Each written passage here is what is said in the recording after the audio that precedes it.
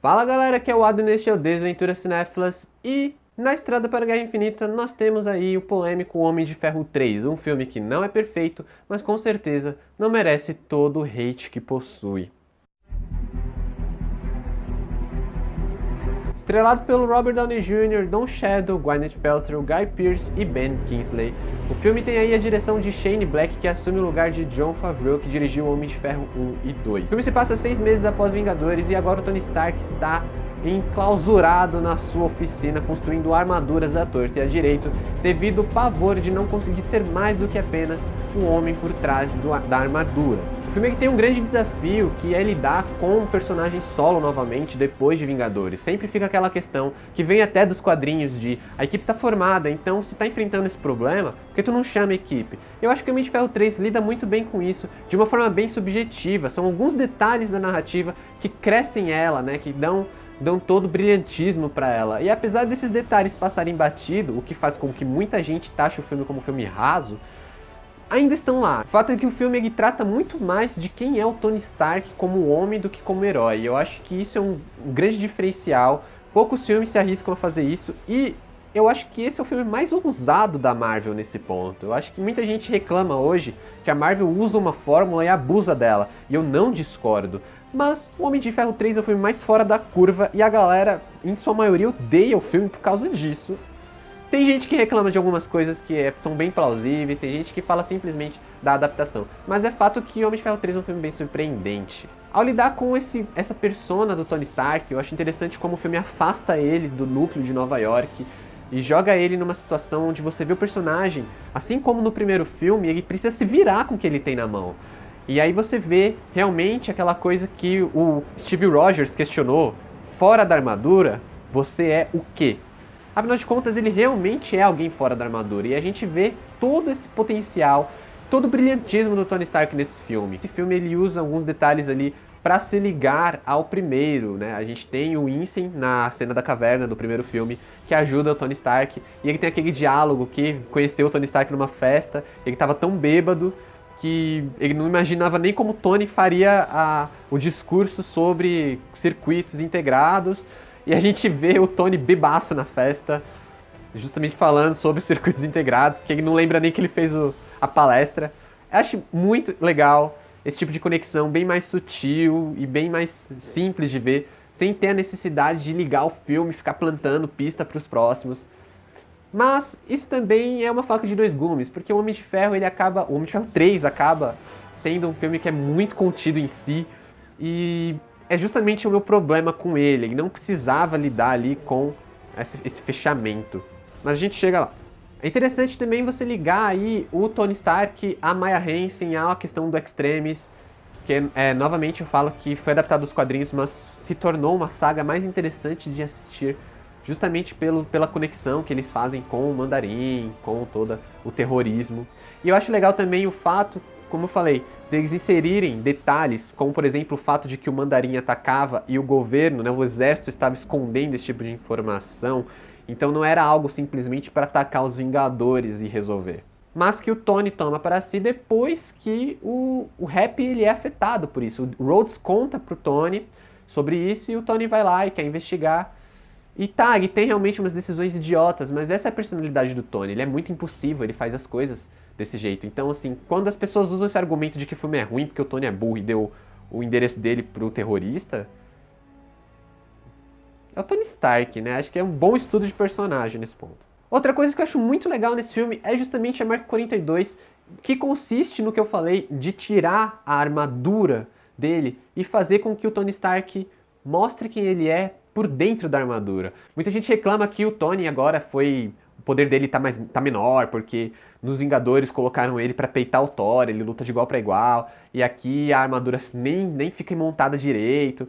Mas, novamente, é um detalhe bem legal do roteiro que fala que a armadura, na verdade, fala até demais, que a armadura é simplesmente um protótipo, então ela não tem nem armamento no primeiro momento.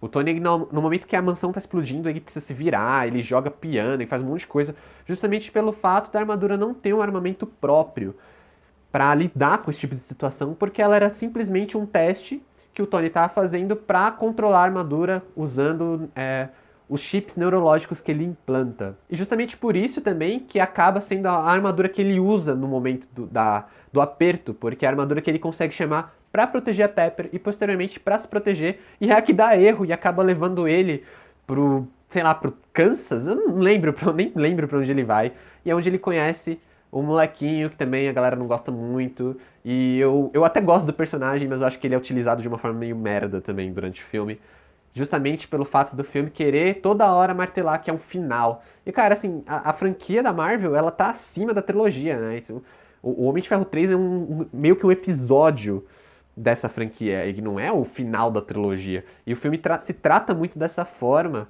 tem toda essa questão de dar um fechamento que não me agrada muito. Uma boa referência também é a identidade do Rhodes no filme, que é agora o Patriota de Ferro, que é uma referência retirada direto do Reinado Sombrio, onde o personagem, na verdade, é o Norman Osborn, exatamente quem você ouviu. Se você conhece quadrinhos, você sabe que o Norman Osborn é o vilão do Homem-Aranha, né? Ele é o Duende Verde, e nessa fase ele assume essa persona mais política e consegue seus próprios Vingadores, assumindo a identidade de Patriota de Ferro. Eu acho uma ótima referência no filme, mas ela é muito desvalorizada diante do que é o Patriota de Ferro. Acho que ela não funciona da forma correta e o Rhodes acaba sendo apenas um trampolim pro roteiro que é um pouco fraco, acho que é problemático no filme. Antes da gente chegar no momento mais polêmico, eu queria pedir para vocês que gostam desse tipo de conteúdo deixar aquele like no vídeo e se você é novo no canal, aproveita para se inscrever.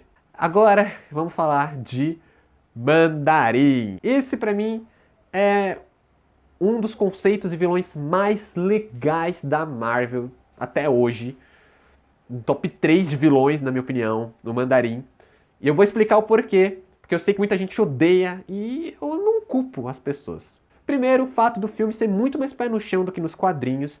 Então, você colocar um mandarim arábico, sei lá, meio chinês, com anéis de poder, cara, não daria muito certo, não conversa com a trilogia Homem de Ferro, não conversa com o que foi apresentado até então. E poderia funcionar num filme se a Marvel já tivesse abordado a magia de uma forma mais forte, como ela faz posteriormente. Mas o próprio universo do Thor fala muito de magia como ciência. Então eu acho que usar os anéis dessa forma não funcionaria muito bem. E eu acho interessante o fato deles trazerem do primeiro filme o fato de que os 10 Anéis são uma organização terrorista. Na verdade, se você parar para lembrar, os 10 Anéis são os sequestradores do Tony Stark no primeiro filme. Então isso casa com o que já tinha sido apresentado de uma forma muito interessante, causa uma simetria muito legal, principalmente para o fã de quadrinho que não vai ficar bravo com essa transformação.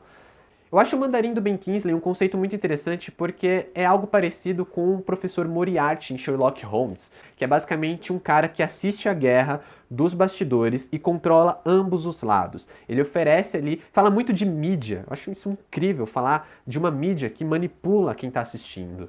Esse filme fala muito sobre isso. Inclusive o trailer é uma prova disso. O trailer é uma mídia que manipulou os fãs a acreditarem numa coisa e depois surpreendeu, que é uma coisa que está cada vez mais raro em todos os filmes, que é a surpresa, numa época onde a gente tem internet, e a gente basicamente tem 15 trailers diferentes e a gente vai assistir o filme já sabendo exatamente o que vai acontecer.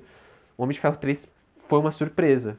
E aí a gente tem esse conceito do cara que quer criar uma figura vilanesca, né, e tem todo um ar, assim, é todo fantasiado de uma forma muito estereotipo, assim, do terrorista. E aí todo mundo olha pra ele, pro Ben Kingsley e fala, esse cara é o vilão. Mas na verdade, o vilão ninguém tá vendo, porque o vilão é o Aldrich Killian. E eu acho isso maravilhoso, é um conceito muito bom.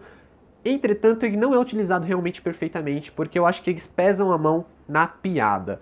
Eu acho que o fato dele ir lá e descobrir que o Mandarim do Ben Kingsley é um ator contratado é interessante, mas o fato dele ser um bobalhão, tá assistindo o jogo, cai no sono, e tá com as mulheres, vai no banheiro, tá fedido. Eu acho isso muito pesado, assim, é uma mão pesada na piada, e não precisava estar ali. Talvez se isso fosse mais aliviado, o Mandarim do Ben Kingsley fosse até um pouco melhor aceito, sabe? Porque seria mais... Ele não precisava realmente ser o mesmo Mandarim dos quadrinhos, mas ele também não precisava ser simplesmente uma piada. Ele poderia ser uma coisa meio terrorista mesmo, mas ainda dentro desse contexto de mídia manipuladora, de ser a marionete para o mundo odiar e o Aldrich Killian ser o cara que puxa a corda da marionete. Eu acho que isso seria interessante e aí seria no ponto. Eu gosto também do Aldrich Killian, eu acho que é um personagem bem interessante. Apesar dele ter aquela ligação com o herói que não é ruim, não acho ruim, mas também não era necessária. Ele ter esse ranço do Tony Stark, porque o Tony Stark deslumbrou ele na virada do ano. Mas eu acho interessante a construção do personagem também, tudo que ele fala de que o Tony mostrou pra ele como era estar escondido e que isso motivou ele pra agir como ele age. Ele é exatamente o contrário do Tony. Se a gente compara com os vilões dos outros filmes, a gente tem o Monge de Ferro, que é o vilão bem parecido, que é o executivo da empresa, das indústrias Stark. A gente tem o Justin Hammer, que é basicamente o espelho do Stark. A gente tem o Ivan Vanko, que é um espelho do Homem de Ferro, né? Tem um lado do personagem mais heróico, e aí é mais um vilão de quadrinhos mesmo. E aqui a gente tem o Guy Pearce, que também é um fantasma do passado do Stark, que é um passado que ele quer deixar para trás. E eu acho que o Homem de Ferro 3, nesse conjunto da obra, ele consegue ser um bom degrau para amadurecimento do Tony. E a gente chega ao que eu tava falando de fechamento. Eu acho que essa questão de legado é muito bonito e tudo mais, mas o Homem de Ferro não devia se tratar exatamente como um final. Na época, o Downey Jr. ele tinha acabado o contrato dele nesse filme, ninguém sabia se ele ainda ia retornar. É até engraçado a gente falar isso hoje, né? Depois que ele já fez Guerra Civil, Era de Ultron, e tá aí no Guerra Infinita. Mas na época a gente não tinha certeza se o ator retornava pro papel.